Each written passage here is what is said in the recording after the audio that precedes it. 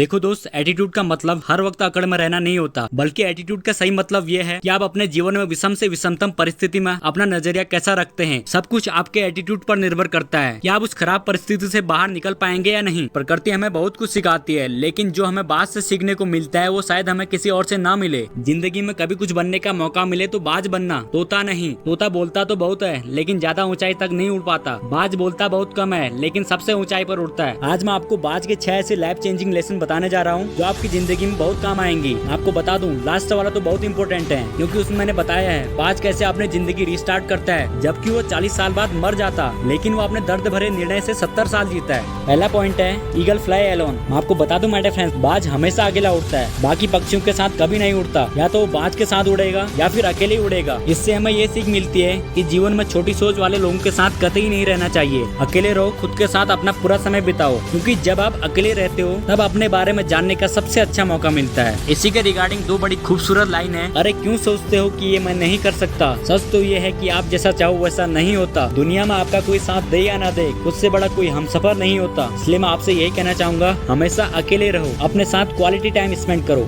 Second point है बाज का विजन बहुत ज्यादा क्लियर और स्ट्रॉन्ग होता है। बाज का विजन इतना ज्यादा क्लियर और स्ट्रॉन्ग होता है कि बाज अपने शिकार को 5 किलोमीटर दूर से ही भांप लेता है। एक बार अगर बाज ने अपने शिकार को देख लिया तो उसे 100% पाकर ही रहेगा, और जब तक वो शिकार को नहीं पा लेता तब तक वो अपनी पूरी जी जान लगा देगा। इससे हमें बहुत बड़ी सीख मिलती है कि अपना विजन क्लियर और स्ट्रॉन्ग रखो और फिर अपनी मंजिल को पाने के लिए जी जान लगा दो। थर्ड पॉइंट है बाज कभी भी मरे हुए शिकार को नहीं खाता, हमेशा ताजा शिकार करता है। इससे हमें बहुत बड़ी सीख मिलती है कि जो हमारा पास्ट है वो अब मर चुका है, उसकी मरी हुई सड़ी हुई सोचों को अपने दिमाग में मत लाओ। रोज ताजी सोच और विचारों को अपने दिमाग में लाओ। पास्ट की चीजों को पास्ट में ही रहने दो, बीती हुई चीजों के बारे में मत सोचो, अपने फ्रेश जिंदगी में ध्यान लगाओ। उस बाज की तरह बनो जो कभी मरा हुआ शिकार नहीं खाता। फोर्थ पॉइंट, बाज अपने बच्चों के घोंसले से नरम घास को निकाल देता है, क्योंकि बाज को भी पता है अगर बच्चे नरम घास में रहने लगे तो उनको कंफर्ट जोन में रहने की आदत हो जाएगी। माय डियर फ्रेंड्स, वो एक बाज होने के बावजूद भी जानता है there is no growth in comfort zone. इससे हमें बहुत बड़ी सीख मिलती है कि अगर हम कंफर्ट जोन को नहीं छोड़ते हैं तो आने वाले टाइम में हमारी लाइफ उतनी ही अनकंफर्टेबल हो जाएगी। फिफ्थ पॉइंट है perfect action in perfect time. जब आंधी तूफान का मौसम होता है तब बाकी सभी पक्षी अपने घोंसलों में छिप जाते हैं, लेकिन एक बाज ऐसा पक्षी है जो ऐसे मौसम में भी उड़ान भरना पसंद करता है। इससे हमें ये सीख मिलती है कि खराब से खराब परिस्थिति में अपने आप को चैलेंज देना बंद मत करो, क्योंकि मुसीबत ही एक ऐसी खास चीज है जिससे कोई निखर जाता है तो कोई बिखर जाता है। लास्ट एंड छठा पॉइंट, बदलाव। मेरे फ्रेंड्स, मैं आपको बता दूं, ये सबसे बेस्ट सीख होगी।